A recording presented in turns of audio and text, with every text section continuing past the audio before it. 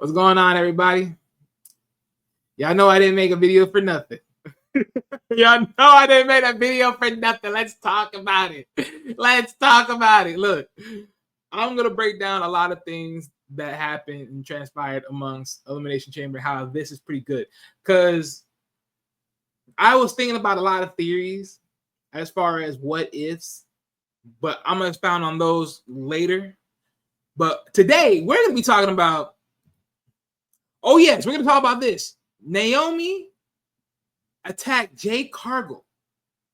Was it justified? Now, look, hey man, shout out to my boy, Main Event Fro. You already know what time it is. See, look, Fro, he predicted this. He called his shot. He called his shot, and he said Naomi did it. He was right.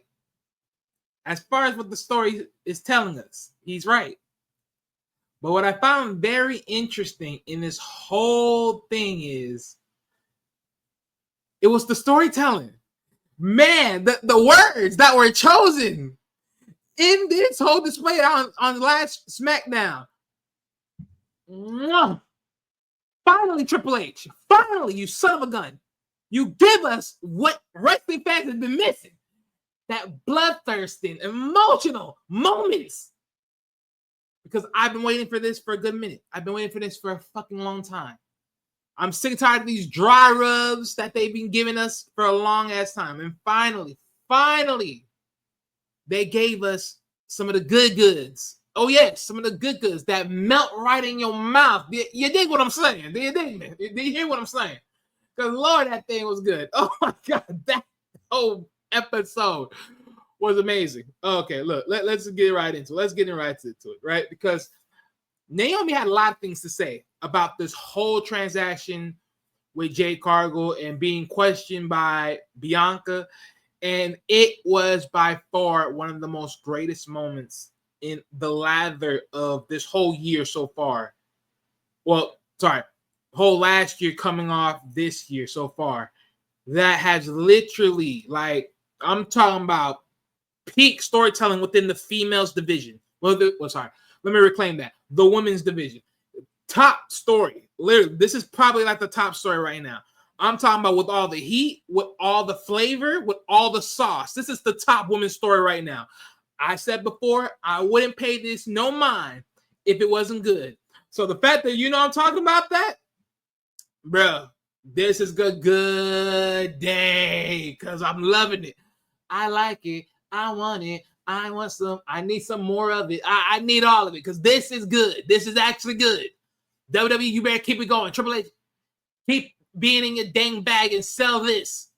I'm sick and tired of all this dry rub ass motion and this shit and all these other dumbass stories that don't have a lot of empathy, a lot of that gut wrenching ass motherfucking talks. Like I need that. I need that. I need to feel it.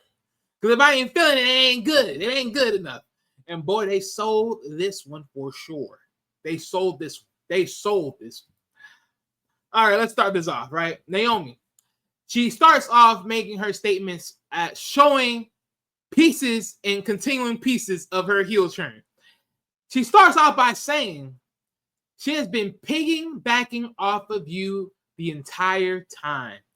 This is a remark made by towards Jade Cargill as she was saying this to Bianca, saying that Jade has been piggybacking off her, riding off of her coattails, and pretty much boosting her career through Bianca. And I'm going to be honest with you. Like I said before in my other video, which I will link my video in the chat, in the description, because, of course, I reacted to Fro's video, and I made commentary off of that. And you know what? This is actually good. This is actually good that she pointed this out. I'm glad they pointed out, because guess what? A lot of people will say Jade is probably doing this, right? Some people may question her ring ability, how she moves in the ring. She's too stiff because, she got all that muscle and she's tall. So her dynamic in how her body shape is and how she keeps her fitness and everything else, it's sort of like, it's hard to mix with her dynamic. But she makes it work, depending on if you like it or not. To me, she makes it work, right? Because that's as best as she can do it, and she do it in a decency as much as she can. Now, granted, I will say, we got someone comparable like a Lash Legend that sort of moves a little bit more better in a sense, And that's probably because she's not too, tight. But hey, nonetheless, this is pretty much more better. Let's be honest. She's more better than China, than what China was women back in the days. So, hey, it is what it is. But let's keep this going, right? Because let's not also forget this too. Naomi brings up a strong point on this because ever since Jade got here, she's been right there with Bianca every which way. Hey, it's the truth. It's the truth. Neither you like it or not, it's technically the truth. Let's go on, right? She says, I've been forced to watch someone like Jade succeed off of your excellence, experience, hard work, while I left pushed to the side to fight for myself every match. And I didn't say a word. Woo! Oh, I love it. I love it. I love it. Talk your shit. Talk your shit, Naomi. Talk your shit. But here's the funny part about all of this, right? So let's break this in two parts real quick. Let's break this in two parts, right? The first part, she says, I have been forced to watch someone like Jade succeed off of the excellence, experience, and hard work. Let's stop right there. So she's saying, right, she's continuing from her first statement saying that Jade has been milking everything that she's had through Bianca ever since she got into WWE. But I find it funny because, let's be real. I can say the same thing about you, Naomi. I can say the same thing about you. Because ever since you came back to WWE, look where you've been positioned. Right there with Bianca the same way. Can anyone say, let's call it spade a spade? Is someone else trying to milk off of Bianca's excellence, experience, and hard work? I'm just saying, hey, I you know what I'm saying, gotta call a spade. Because last time I checked, when those two were together and you magically came in and you want to call yourself the big three, you want to call the group the big three. But let's keep going because there's a reason why I mentioned the big three when she mentioned it and how that never became a thing because it was never a big three, it was a big two. But we'll talk about that. And next, she says, while I was left to push on to the side to fight for myself every match and didn't say a word. So pretty much basically saying is she didn't get the support.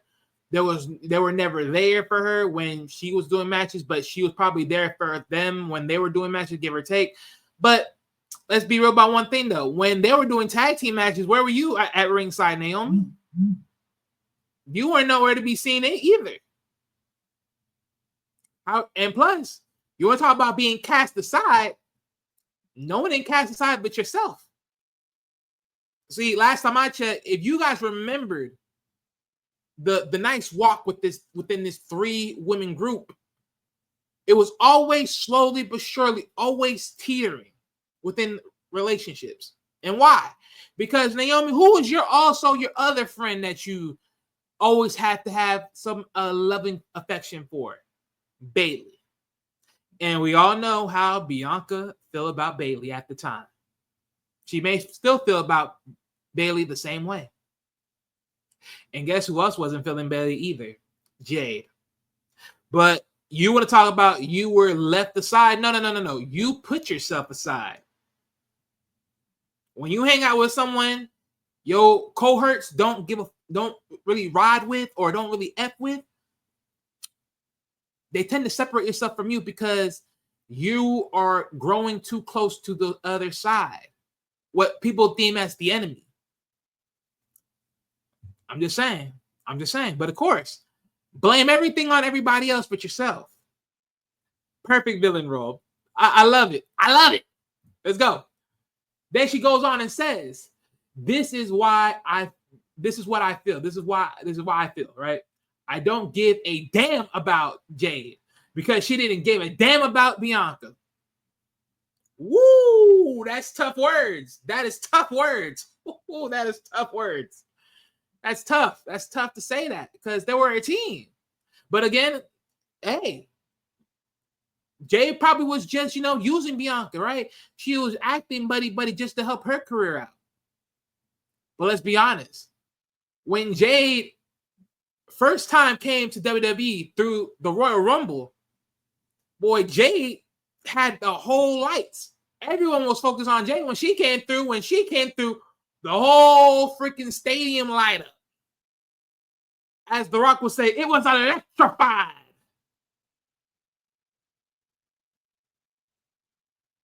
Let's be honest. When you had that type of sauce, you really think you need someone else? I'm just saying.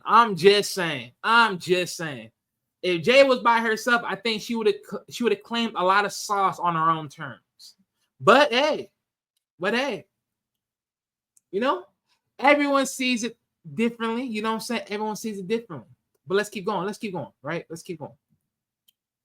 And now she goes on and points this statement to Bianca. And she says, she finally admits it. I did it. I did it for you. I did it for us. It was always supposed to be me and you. It was always supposed to be me and you. I find that funny because, it's interesting. When Naomi left WWE at the time, right? She was the women's tag team champions with, as we formerly know her as, Sasha Banks, a.k.a. Mercedes Moné. Right? And then she went out to TNA. She found success there. She ended up losing her title to Grace upon leaving TNA, only to return back to WWE. But yet, you're saying that it's supposed to be me and you. So what that tells me, hey, when we had quote unquote Team Bad, Sasha, Naomi, Tamina, we all know the pecking order. Sasha Banks up here, Naomi right here, and Tamina was the muscle. And lo and behold, you come back. Oh, you want to talk about Big Three, but the thing is, Bianca's up here, Jade's right here, and you are at the bottom. AKA, you're irrelevant. And you knew it. You knew it, you were irrelevant because reality is you were never needed. You were just an extra, a groupie. You was a groupie. You was a groupie just trying to milk everything, but you want to talk about Jay milking something. But Jay puts work in. Hey. Let's keep this going. And then she goes on with the final brutal message. Oh, God, I felt this. Woo! I felt it. She goes on and says, well, actually, no. Sorry, scratch that. Bianca goes on and says this to Naomi. I'm sorry, I'm already going ahead. I'm already going straight ahead. I'm sorry, guys. But she goes on and says, you know what? You want me, sorry. You want to know why this hurts so bad? Because of how much I love you. I can't even look at you right now. This me and you, we're done. Woof. You hate to see a beautiful couple end. Well, in this case, a beautiful relationship end because it's a sad case. It's a sad case. This could have been good. But nah, you want to throw it in. You want to throw it under the rug because how you were feeling, how you feel like you're just being tossed aside. It's very interesting, Naomi, how you want to do this, but it was very fucking interesting. I loved every part of it. And now let's go on what Bianca was saying, right? And she goes on. What Naomi? I'm sorry. I'm all scatterbrained right now. And she goes on and says, "Why? Because of her? B, I did this for you. You just don't understand this right now." And I love it. I love the fact that she said this. I love it. And let me tell you why. See, as we all know, people, ever since Jay got into the Royal Rumble, we saw the particular scene between Jade Cargill and Bianca Belair staring at each other. It was poetry in motion when you put these two juggernauts against each other at that perfect moment of seeing it. Because why? Because everyone is speculating that we will be getting Jade versus Bianca very soon. And not very soon, I'm talking about maybe in a year or two. But it's interesting that she says this right now, because she says, you just don't understand this right now. Because she said, I did this for you. You just don't understand. And what this implying is to me is this. When we get Bianca versus Jade, more likely so, Jade is going to be the heel of this storyline. I believe right now, I'm predicting right now, Jade will be the heel and Bianca will be the face. And as we all know, Bianca right now has a championship title to go win at WrestleMania. Some people are saying it's going to be one-on-one with Io Sky. Other people are saying it's going to be a triple threat match with her, Io Sky, and then Rhea Ripley. It don't matter which one it is. Singles, triple threat, I don't care. Bianca's winning that title. Bianca's winning that title. They're placing this shit in motion. They are placing this match in motion. Bianca is going to win that title. Now, most of you are saying to yourself, well, if Bianca wins, wouldn't she be on Raw? So how would Jade and Bianca be going against each other? Well, one, we don't know if there's going to be split brands, which I doubt they will do that. I think they're going to bring back the co-op brands. Like, brands can go on each other's brands. I don't think so. They're going to separate it. And two, let's not forget, after WrestleMania, we will have a WWE draft. Ergo, Jade could hop on Raw. And if she does, ladies and gentlemen, just know, you heard it from here first. We're going to get that motherfucking chat. We're going to get that match. We're going to get that match. We're getting that match. We're getting that match. And I won't be surprised, like I said, if Jade is the heel and Bianca's the face in this thing. I won't be surprised because Naomi just dropped the gem. She says that I did this for you. You just don't understand this right now. And the way how this story playing out, I mean, hey, I won't be surprised if this plays out the way it does. I won't be surprised. I just won't. Because it's too good right now. It's just way too good. WWE, you better not F this up. You better not F this up. If you drive Jade to freaking Raw, you better drive Naomi too. Bring them all over there. I need that story to keep on going and keep on milking like a mug, because this is one of the hottest story right now in female wrestling. In women wrestling, this is the hottest story right now. Right now. I don't care what no one says. This is the hottest story right now. I'm loving it. I'm loving it. Let's keep going. And she goes on with this gut wrench moment right here. Woo, I love it. Oh, I love this shit. I love this shit. B, don't walk away from me. You know you want to hear the truth. The truth is, I wish I pushed harder. Woo! I should have pushed her sooner. Every time I start to clock it, and stand up for myself, all of y'all turned on me. And that's exactly what you're doing, Bianca. You ungrateful bitch. Oh, that was perfect. That was perfect. That was perfect right there. As slowly as Bianca's walking away in pain, grieving of the loss of a friend because of the turn events that she committed,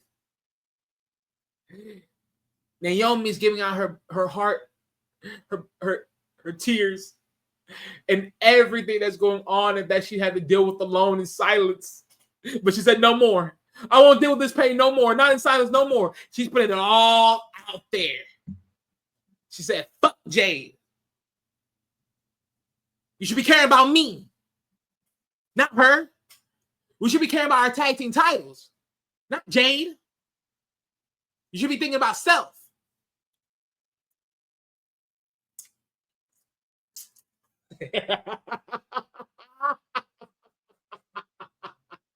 I love it. Oh, this is beautiful cinema. This is perfect. This is perfect. I love it.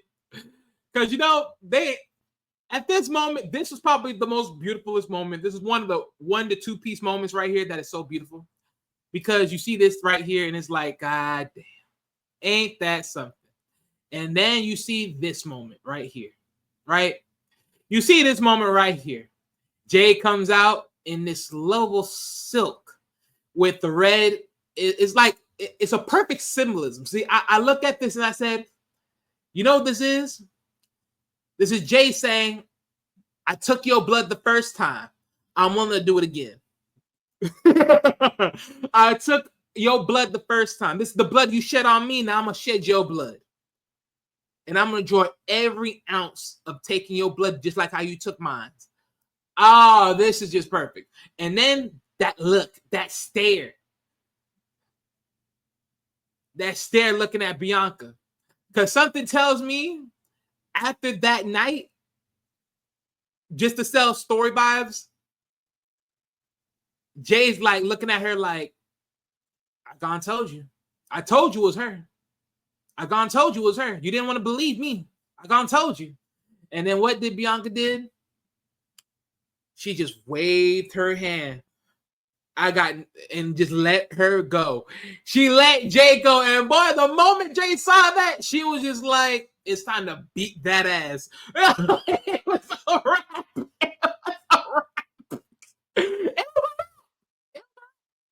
There is nothing else. There is nothing. That moment right there, if there's nothing in the history of this industry that you look at and you say to yourself, this is by far one of the best moments in history. You sit here and you look at it and you just be like, this is just beautiful. Because it was just hilarious. But it's another hilarious moment. I gotta bring this up, right? I gotta bring this up. Hold on. Let me get the pic real quick. Let me get the pic. Because this was hilarious. This was hilarious. Y'all saw this moment right here? Y'all saw this moment? Did y'all hear what Naomi was saying at this moment? She was screaming at the top of her lungs for Bianca. Right as the moment Jay dropped their ass clean. She was screaming out Bianca's name at this moment right before Jade crashed her at the mat. Yo, this is by far one of the most craziest moments in just like in women's wrestling ever. Like, this is one of the most funniest moments ever, dog. This is one of the most funniest moments ever. This is one of the most funny moments ever. But hey, look. I want to add another piece to this, right? Because a lot of people were saying there's 3 people in this whole thing. There's 3 people that could have been in the scenery of this, right? 3 people. Let me move this out the way. 3 people. Okay, hold on. Let me make this bigger so y'all can see this. Now, out of the 3 people, I know y'all can't see this too well, but just know that, this is what it is. I'm going to describe this what this is, right? Y'all already know what this is, right? This was shown on last SmackDown and all that when they were showing the evidence. Out of the 3 people, everyone thought it was neither Naomi, Bianca, or the person that is being blurred right now because you can't see because this is not because like she was moving too dang fast in the moment of me trying to get her clip, and that was Bayley. Now, if you guys remember, right, Bianca had her match. She was nowhere near Jade, but because of that moment when they showed the clip, no one didn't know what happened or what transpired. And even if they showed, a recording, the recording was only after the fact that Jade was being put away into the emergency, the emergency ride, the emergency vehicle, after being called up to get some help and sent her to the hospital. So this does not help, right? Because people were trying to blame this. When you saw the visual, you end up seeing Liv and Raquel Rodriguez. Now, I'm not going to lie to you. if on any situation, when you look at what Jade looked like in the moments of her injuries, where she was showed on the car and being banged up and being crashed into the window and everything, at that moment, you would naturally believe that Liv and Raquel did it. And why? Because think about what happened to Rhea Ripley on NXT, right? Remember when they saw her by the car, pretty much crashed right there and everything? Rhea was banged the frick up. And you would think Liv and Raquel makes perfect sense based upon the damage that was put. But here's the funny part. I never believed it was Liv or Raquel at the time. I never believed it. And why not? Because again, the motives seemed, you would think the motives fit for the timing of the development, but the problem is it wouldn't have ultimately made sense. And here's the reason why I say this. Liv had already too much problems going on at the time. And remember, Liv and Raquel only start making a push to the titles after Jade was gone. And after Liv lost her title. So the timing of thinking this would make sense would not make sense overall. So I would never believe Liv and Raquel did it, even though they were suitable to do it, but they didn't do it. It just wasn't them. It wasn't them. I knew this for a fact. But then you have to think to yourself, well, let's go back to the three culprits that people thought it was. Bayley, Naomi, and Bianca. Again, I think Bianca was a clean-cut person that couldn't be involved because she had her match. And the only way for her to do it is she called it hit. But then again, the story dynamic would have been changed if she made a hit. Especially questioning who would be the entity that does the hit. Now, let's be real. Like a lot of people would say if, between me and Fro, we were talking about this, right? As far as who could do the hit. Who's would be the woman hitman in this situation. And of course, number one thought was Tamina. But Bianca and Tamina don't really have a relationship. So I never thought of that being a thing in that pocket. But then again, it's like, well, if Naomi and Bianca were a tag team with the titles and they were trying to get Jade out the way for whatever reasons, then yeah, I could probably see it then. But not the case. So then we go back to this pick right here. Because as you see, on one side of the foot, on the lower end of the screen of the pick, you will see some new feet come through. That I think that was Bianca after her match. And then, because as you guys know, she ran out of the match trying to go see what's going on with Jada, if she's okay, she's fine. Right? But the main culprit was Naomi. She was the first one there at the point of the scene. And then who followed up after? It was Bayley. Now, if you look very closely at this picture, right? Bayley is probably the only person that's not in, gear right now to perform that night, supposedly. As far as I remember. Bianca sort of is with the coat. Sorry, yeah, Bianca was, and then of course Naomi with the coat. She was sort of ready to go because she's in her gear. But one thing that really puzzled me at the time of the conversation was what Naomi had said prior before. And I'm going to bring this back up, right? And she said, I quote, "The truth is, I wish I pushed her harder. I should have pushed her sooner." And the interesting part about this is, as we all know, we saw Jade on a car. The window was cracked. She had a lot of bruises, everything. But the thing is, to me, if Naomi supposedly ran over Jade with the car, I just don't believe that was the only thing that was done to her. Because look at all the other bruises that were done to her prior. amongst that same injury.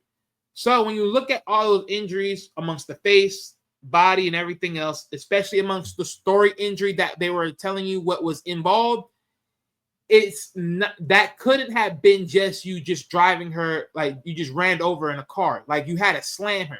So there's definitely someone else helping Naomi. Now, so far, what Fro indicated was it's going to be Lash Legend and Jakar Jackson that helped Naomi, which he also predicted that, you know, Lash Legend and Jakar Jackson were going to win the women's tag team titles off of Bianca and Jade, but that never materialized. So we don't know what it is. But what I do know is for that windshield to crack the way it did and to put Jade in that position the way she was, it definitely is not just no car. It's not you just driving right over her. You had to slam her.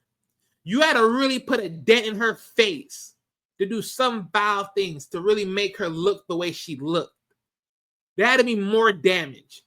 And I just don't believe Bianca by herself was enough to put that much damage on Jade. I just don't believe it. I don't believe it at all. But that's the part of the story we have to find out for sure. Because again, Naomi by herself is not enough for this story.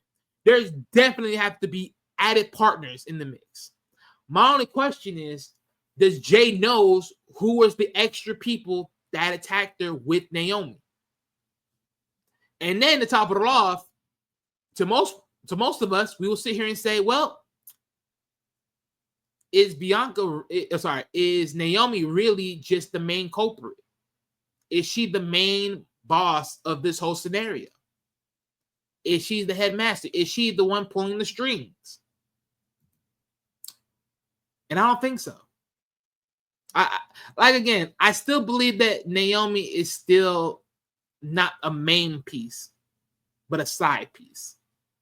But I mean, hey, look, if Lash Legend and Jakar Jackson, like Fro said, will join her, then at that moment, yes, she is going to be, quote unquote, the side. She is going to be the main piece because of her experience. But what I find very interesting is, because here's another part that I want to talk about that Naomi said, right? And I want to add this right here. Let me add this back. She says, every time I start to clock it and stand up for myself, all y'all turned on me. That's pretty much the fan base, aka the crowd, how she feels among social media, everything else of that nature. It's like nothing she do ever was enough for your guys' please. And you know what? Honestly, she ain't lying. Because Fro is like the glow face.